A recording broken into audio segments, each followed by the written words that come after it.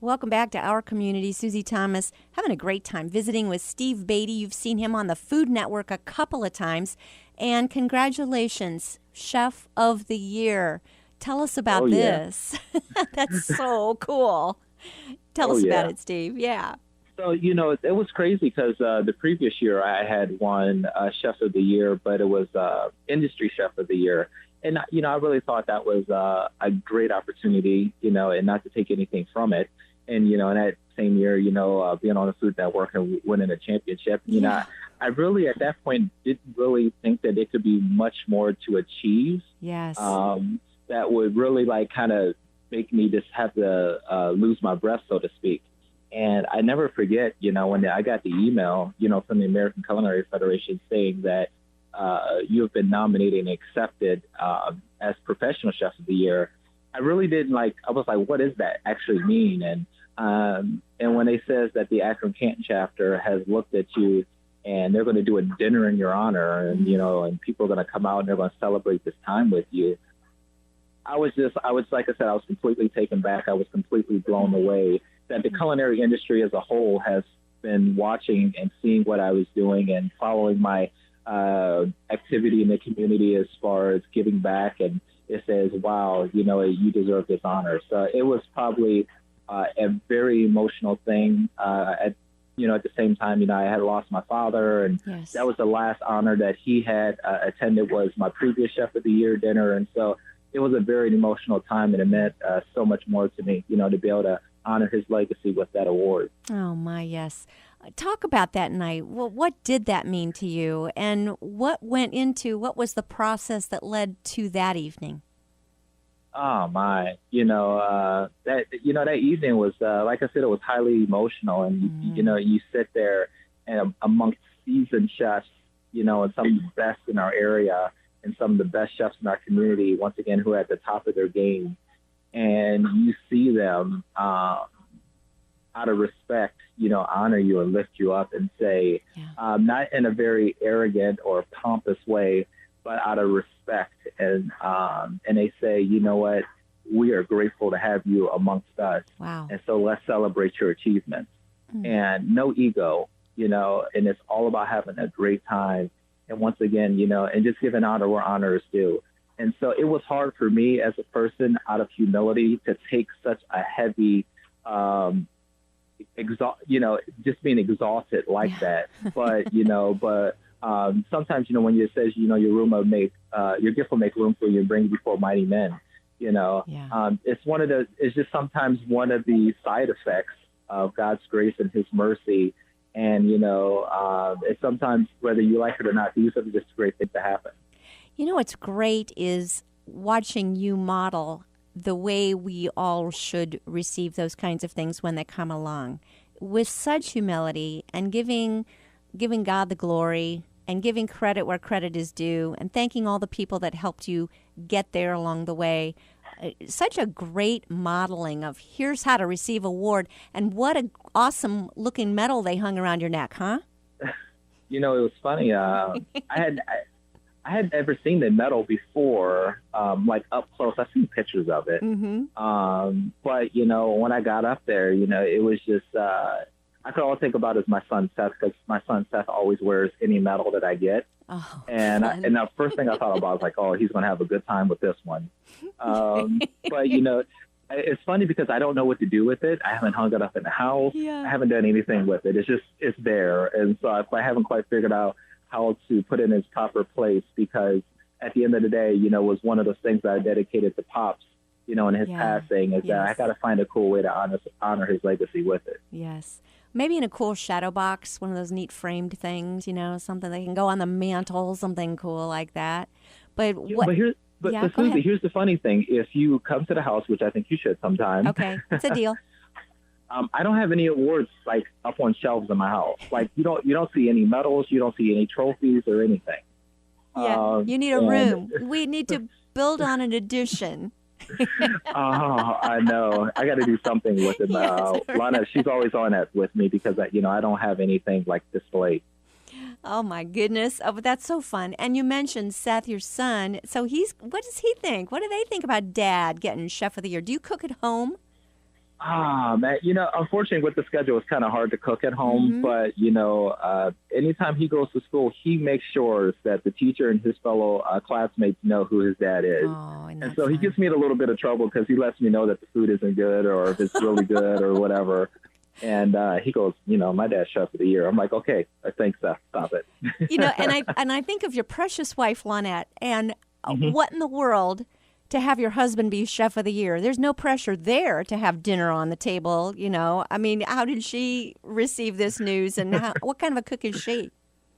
It's because at the end of the day, if you really think about it, most people they want to give me honor and give me credit and talk about such a great job that that I have done and different things I've executed. But people forget about your support system, and oftentimes people forget about those times that I'm discouraged and I'm down and out, or and I'm tired and and I'm fed up, and just being a very emotional being.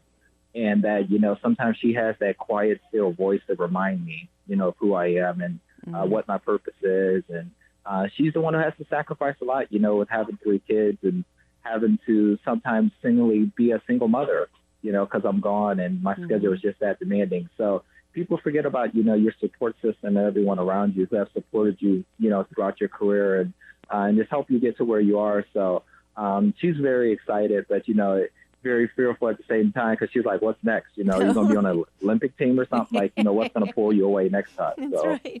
Well, and that was my next question. What is next, Steve Beatty? What's next for you? Food Network talking to you about a show of your own? Here's the cool thing is that I have found is that, taking the Food Network experience has launched. It's been a catalyst for a lot of my own personal goals. Yeah. And, one of the things I was able to do this year is release StephenCBeatty.com. Which focus on appearances, which focuses on community and outreach, and focuses on me being able to extend my brand and, go into other areas, with whether it's the clothing, line of Stephen C. Beatty with graffiti. And once again, I've been able to do a ton of appearances. I just partnered with the Charlotte Hornets, and, Michael Jordan was in attendance, and I was able to do some things that, directly came across his front desk. And it's just opened up a lot of really cool doors. So what's next is that I've just been really enjoying it. And, but most of all, I've been able to encourage our youth about, just keeping the faith, staying focused, being resilient, and self-investing in yourself and taking that time to believe in yourself that you can do anything. And once again, when it comes to faith, now I'm not just talking about going to church in those 4 walls, but I'm talking about, in those times that, once again, that you're not feeling like you can make it or you can't do it. It's like you look within and, and the Holy Spirit is, will speak those things into your life. And so definitely about keeping the faith and moving forward. So cool. When you have opportunities like the kind of recognition you've gotten, Chef of the Year, Food Network, you're working with producers and many other people, culinary people, when you're in competition with them on the Food Network, how do you walk, that faith walk? Sometimes, I think Paul said it best, we're living epistles, walking and seen and read by of all men. So, many times it's, you just got to have a life that, people can recognize and say, man, there's something different about him or about her. And so, you can't beat people up with the Bible, but sometimes you just got to show them the Bible in the sense of how you are and being gentle and being meek and being sharing and, just being loving. So, a lot of times, if you're around me, you can't help but to laugh and just have joy and everything like that. Those are fruits of the Spirit. So, you got to actively, act upon those things. And so hopefully it'll rub off with some other people and they'll pick up on those things. It certainly does make sense that someone who is so known for his fruit carvings is also so exemplary of proclaiming the fruit of the Spirit. That is so cool, and that's so you. So perfect. How about, think about that. How about investing into this next generation? What kinds of things do you get a chance to do now as far as encouraging other young chefs? Oh, obviously, I've come back and forth to Canton, Pathway Caring for Children, there's Junior League of Stark County, just partnering with, Arts in Stark. And the list is just endless. When you find different organizations, there's sometimes no need to reinvent the wheel, but you partner with some great organizations that are doing some phenomenal things in the community, and you see what you can do, to either to plant a seed or water, a seed and let God get the increase. So a lot of times that's what I'm doing is I'm on a lookout to see what's the next hot thing that people are investing in our youth, because it's easy to criticize them and talk about what they're not doing, and they're just, they're hard-headed and they're rebellious and there are a lot of other things. But what are you doing to change the culture? And what kind of resources that you have that you can invest in them and other systems to make this a better place for people? And oftentimes people are easy to be critics, but they're not willing to participate. And so I don't want to be a critic. I want to be a participant, when it comes to our youth.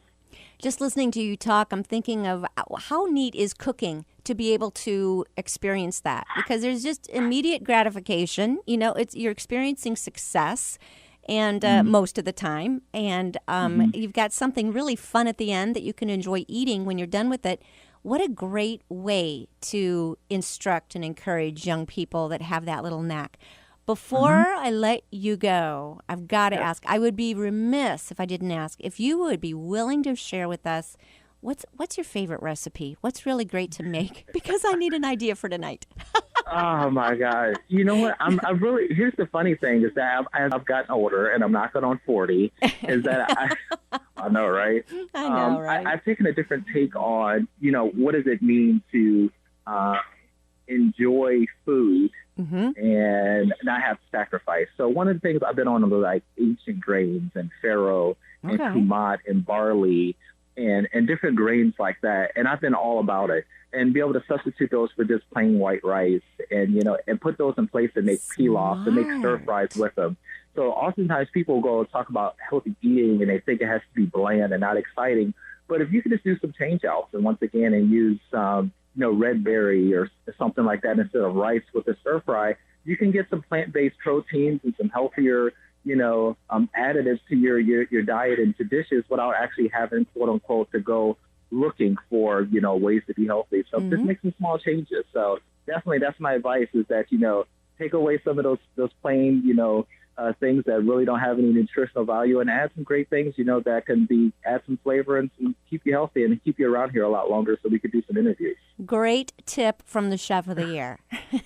So, Steve Beatty, thank you so much. We need to catch up with you again before too long. Thank you so much for what you bring to our community. Yeah, absolutely. Thank you for having me.